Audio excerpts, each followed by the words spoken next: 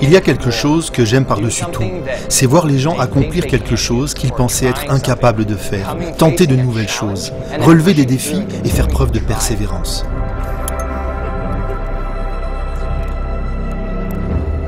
Cela me donne du courage de voir que les gens peuvent être déterminés à atteindre un but. Nous rencontrons des gens qui n'ont jamais fait d'escalade et qui ont peur parce qu'ils ne savent pas comment ils vont réagir en altitude.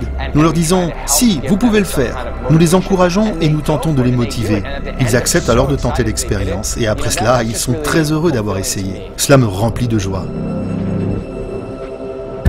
Ma femme Jessica et moi vivions dans l'État de Washington aux États-Unis.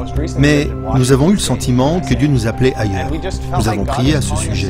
Et en étudiant la Bible et en priant, nous avons compris que Dieu désirait nous amener ici.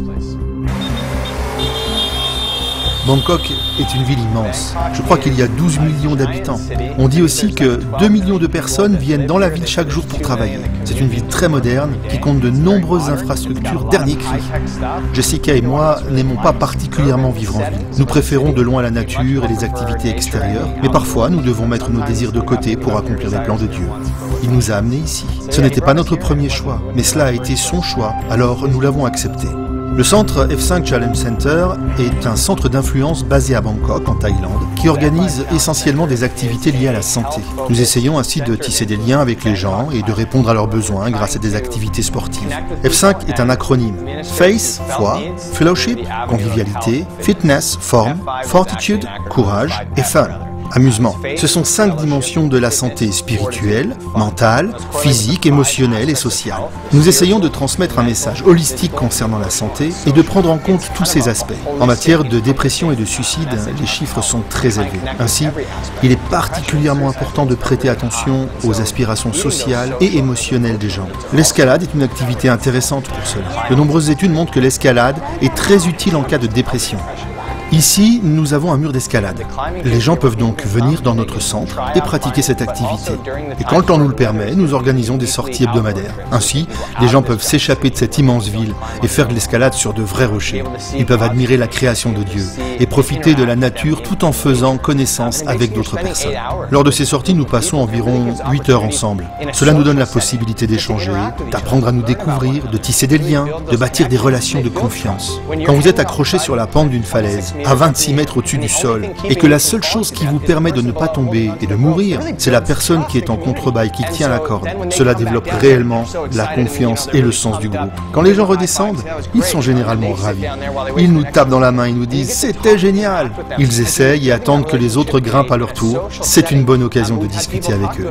Certaines personnes nous parlent de problèmes personnels auxquels ils sont confrontés. Et quand ils entrent dans le gymnase et qu'ils pratiquent l'escalade, ils peuvent facilement discuter. Et ils se disent, il se passe quelque chose. Nous avons constaté que cette activité permet de bâtir des liens solides. C'est peut-être plus facile que lorsqu'on ne voit les gens que de temps en temps. La majorité des gens vit dans les villes.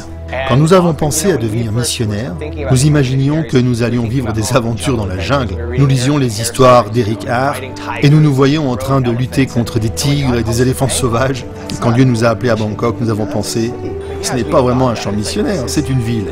Mais en y réfléchissant, nous avons compris qu'il s'agissait au contraire d'un immense champ missionnaire. Dans les grandes villes, beaucoup de gens ne connaissent pas l'Évangile et ne s'y intéressent pas. Ils n'en éprouvent pas le besoin. Ils ont le sentiment de ne pas avoir de besoins particuliers, notamment de besoins physiques. Mais ils ignorent souvent qu'ils ont des besoins émotionnels et sociaux. Parfois, nous ne nous en rendons même pas compte.